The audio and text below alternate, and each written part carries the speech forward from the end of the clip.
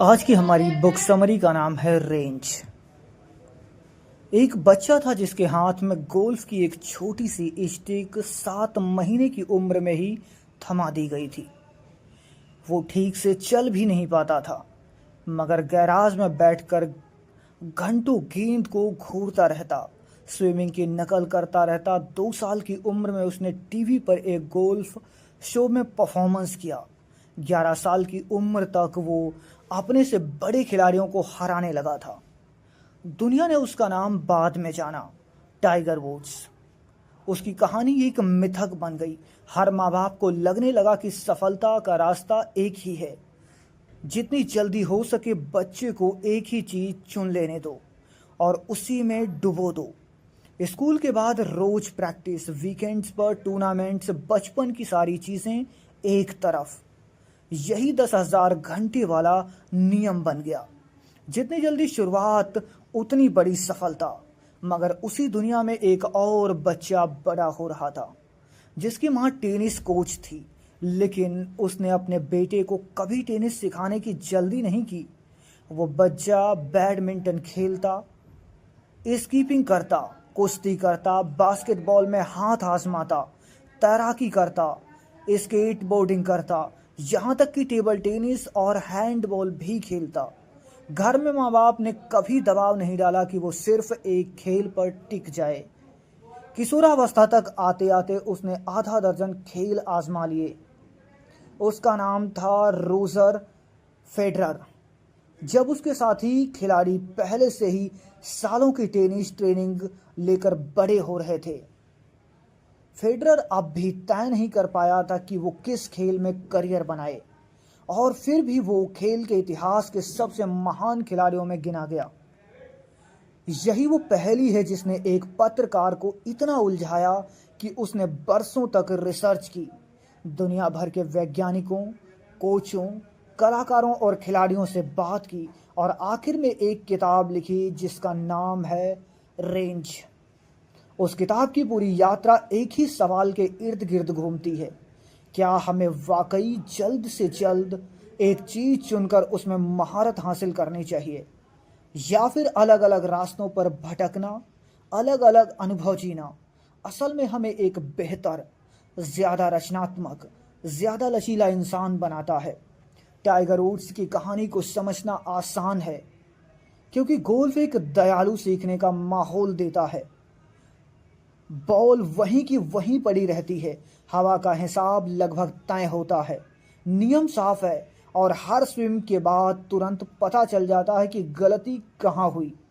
ऐसे माहौल में बार बार दोहराव, यानी वही काम 1000 बार करना, वाकई इंसान को माहिर बना देता है। शतरंज भी ऐसा ही खेल है। नियम तय हैं, बोर्ड वही है, पैटर्न दोहराए जाते हैं।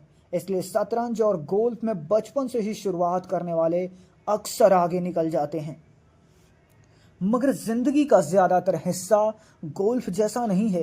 ज्यादातर मैदान मक्कार किस्म के होते हैं। यहाँ नियम साफ, प्रक्रिया तुरंत नहीं मिलती और कल का सही जवाब आज गलत हो सकता है। मेडिसिन, बिजनेस, आर्ट, साइंस, यहाँ तक कि खुद अपनी जिंदगी का रास्ता चुनना, ये सब मक्कार मैदान हैं। और मक्कार मैदानों में जो चीज़ काम आती है वो है व्यापक अनुभव, अलग अलग क्षेत्रों से सीखा हुआ ज्ञान और नई परिस्थितियों में पुराने अनुभवों को जोड़ने की क्षमता। यही वो जगह है जहां रेंज वाले लोग जीतते हैं। एक दिलचस्प हिस्सा है कि जापान की 2 कंपनियों का, एक कंपनी थी सोनी, जो खिलौने बनाने में उस दौर की सबसे बड़ी और सबसे संगठित कंपनी थी। दूसरी थी निंटेंडो, जो पहले ताश के पत्ते बनाती थी, फिर टैक्सी सेवा में हाथ आजमाया, फिर इंस्टेंट राइस बनाने की कोशिश की, प्यार होटल तक खोलने की सोची। निंटेंडो का एक कर्मचारी था जिसका नाम था पुरानी मशीनों की मरम्मत करना। वो कोई इंजीनियर जीनियस नहीं था, लेकिन उसने कंपनी के भीतर इतनी अलग अलग चीज़ों से खेला था कि जब गेम डिज़ाइन बनाने की बारी आई तो उसने महंगी नई तकनीक की जगह पुरानी सस्ती पहल से आजमाई हुई तकनीकों को नए तरीके से जोड़ दिया। नतीजा, गेम एंड वॉच, फिर गेम बॉय। बस डिवाइस जो सबसे एडवांस नहीं थी लेकिन सबसे भरोसेमंद और मज़ेदार था। सोनी अपनी विशेषता में इतना गहरा धंसा हुआ था कि वो नई चमकदार तकनीक के पीछे भागता रहा, जबकि निंटेंडो के उस jack of all traders engineer ने बाजी मार ली। यही पैटर्न कला की दुनिया में भी दिखता है। दो तरह के कलाकार होते हैं, एक वो जो बचपन से एक ही राह पर चलते हैं, जैसे पिकासो जिसने बहुत कम उम्र में ही तय कर लिया था कि वो चित्रकार ही बनेगा। दूसरी तरफ विसेंट वैन गॉग जिसने जिंदगी में कई राहें आजमाई, पादरी बनने की कोशिश, किताबों की दुकान में काम किया, मिशनरी काम किया, आर्ट डीलर बना और हर जगह से नाकाम होकर लौटा। उसने पेंटिंग तभी शुरू की जब वो लगभग 27 साल का हो चुका था, लेकिन उन तमाम नाकामयाबियों में उसने जो देखा, जो महसूस किया, वो बाद में उसकी पेंटिंग्स में इस तरह उतरा कि दुनिया आज तक उसे भूल नहीं पाई।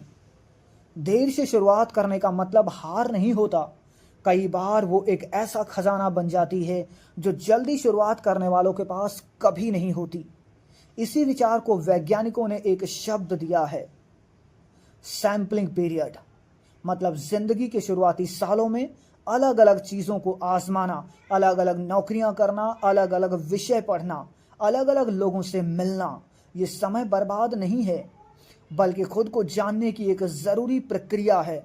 एक रिसर्च में पाया गया है कि जो लोग करियर बदलते हैं, नई चीज़ें आजमाते हैं, वो अक्सर उन लोगों से ज़्यादा संतुष्ट और सफल निकलते हैं जो बचपन से एक ही रास्ते में चलते रहे हैं, बशर्ते वो अपने अनुभवों से सीखें और खुद को बेहतर समझते रहें। इसे मैच क्वालिटी कहा गया है, यानी इंसान और उसके काम के बीच तालमेल।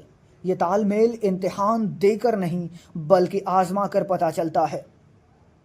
एक और मज़ेदार उदाहरण है डॉक्टरों की दुनिया का। जब कोई मरीज किसी अजीब दुर्लभ बीमारी के साथ अस्पताल पहुंचता है, तो अक्सर देखा गया है कि जिस डॉक्टर ने सिर्फ एक ही विशेष क्षेत्र में सालों काम किया है, वो कई बार सही निदान करने में देर कर देता है, क्योंकि उसका दिमाग पहले से बने बनाए पैटर्न में सोचने का आदी हो चुका होता है। जबकि जिस डॉक्टर ने अलग अलग विभागों में काम किया है, उसने कई तरह के मामले देखे हैं, वे अनजान परिस्थितियों में भी नए एंगल से सोच पाता है। यही बात एयरफोर्स पायलटों पर भी लागू होती है। जिन पायलटों को शुरुआती में सिर्फ एक ही तरह के विमान पर ट्रेनिंग दी गई है, वो असल जंग के मैदान में नई परिस्थितियों से जूझने में पीछे रह गए, जबकि जिन्हें अलग अलग तरह के विमानों और परिस्थितियों में ट्रेनिंग मिले, वो कहीं बेहतर साबित हुए हैं। फिर बात आती है उन डार्क हॉर्स लोगों की जिन्होंने अपनी जिंदगी में बड़ी देर से अजीब घुमावदार रास्तों से सफलता पाई। एक शख्स था जो हाई स्कूल छोड़ चुका था, ट्रक ड्राइवर था, फिर सेना में गया, फिर पुलिस अफसर बना और फिर 40 की उम्र के आसपास उसने अपनी जिंदगी की दिशा पूरी तरह बदल दी। एक बड़ा वैज्ञानिक बन गया। उसकी कहानी कोई अपवाद नहीं थी। ऐसे सैकड़ों लोग मिलते हैं जिन्होंने अपने गलत रास्तों से ही वे अनुभव जुटाया जिसने आखिर में उन्हें असाधारण बना दिया। समाज अक्सर ऐसे लोगों को लेट ब्लूमर कहकर एक तरफ कर देता है, जैसे वो पीछे रह गए हों, जबकि असल में वो अपनी रफ्तार से, अपने ढंग से अपनी जगह ढूंढ रहे होते हैं। एक बहुत प्यारा उदाहरण है संगीतकार ड्यूक एलिंगट का। बचपन में उसे पियानो का क्लासिकल ट्रेनिंग से कोई खास लगाव नहीं था। वो बेसबॉल में ज़्यादा दिलचस्पी रखता था। उसने संगीत की दुनिया में देर से कदम रखा, वो भी घुमावदार रास्ते से, साइन बोर्ड पेंटिंग करते हुए, अलग अलग बैंड में बजाते हुए, अलग अलग शैलियों को आजमाते हुए। यही घुमावदार सफ़र उसे जैज का सबसे बड़ा नाम बन गया, क्योंकि उसने जो अलग अलग अनुभव जुटाए, इन्हीं से उसने एक नई तरह की धुन गढ़ी जो पहले कभी किसी ने नहीं सुनी थी। किताब और एक गहरी बात कहती है, एनालॉजी यानी तुलनात्मक सोच की ताकत के बारे में। जब कोई इंसान सिर्फ एक ही क्षेत्र में गहराई से डूबा रहता है तो वो समस्याओं को सिर्फ उसी क्षेत्र के चश्मे से देखता है, मगर जो लोग कई क्षेत्रों का अनुभव रखते हैं वो एक समस्या को देखकर कहीं और से मिलती जुलती किसी बात को याद करते हैं और वहीं से हल निकालते हैं। नासा के वैज्ञानिक ने जब एक बहुत पेचीदा समस्या को हल नहीं कर पाए तो उन्होंने उसे बाहर की दुनिया के लिए खोल दिया। हैरानी की बात यह रही कि जिन लोगों ने वो समस्या हल की वो अक्सर उस क्षेत्र के जानवर नहीं थे, या बल्कि किसी बिल्कुल अलग फील्ड से आए थे और उन्होंने अपने क्षेत्र के किसी तरकीब से इस नई समस्या पर आजमा दिया था। किताब बार बार यही समझाती है कि हमारी दुनिया आज इतनी विशेषज्ञता की तरफ भाग रही है कि हम भूल जाते हैं कि सबसे बड़े आविष्कार, सबसे बड़े हल अक्सर दो अलग अलग दुनियाओं के मिलने से पैदा होते हैं। जो इंसान सिर्फ एक सुरंग में चलता रहता है वो उस सुरंग को बहुत गहराई से जानता है लेकिन बाहर की दुनिया देखना भूल जाता है, जबकि जो इंसान कई सुरंगों में जाकर देखता है वो भले ही किसी एक सुरंग को उतनी गहराई से न जाने, लेकिन वो ये देख पाता है कि कौन सी सुरंग कहाँ जाकर मुड़ती है। आखिर ये किताब एक दिलासा भी देती है कि एक चेतावनी भी। दिलासा उन सब के लिए जो महसूस करते हैं कि वो देर से शुरू हुए, कि उन्होंने अपनी ज़िंदगी में बहुत कुछ बदला, बहुत सी राहें आजमाई और फिर भी ये तय नहीं कर पाए कि असली मंजिल क्या है। ये किताब कहती है कि घबराने की ज़रूरत नहीं, यही भटकना, यही आजमाना असल में तुम्हारी सबसे बड़ी ताकत बन सकता है। और चेतावनी उन तमाम माँ बाप, कोच और संस्थापकों के लिए जो बच्चों को बहुत जल्दी एक सांचे में ढालने की कोशिश करते हैं। शायद असली सफलता की कहानी टाइगर वुड्स की तरह सीधी लकीरों में नहीं चलती, बल्कि रेजर फेडरर की तरह घूमती भटकती कई मैदानों से गुजरती हुई आखिर में अपनी सही जगह पर पहुंचती है।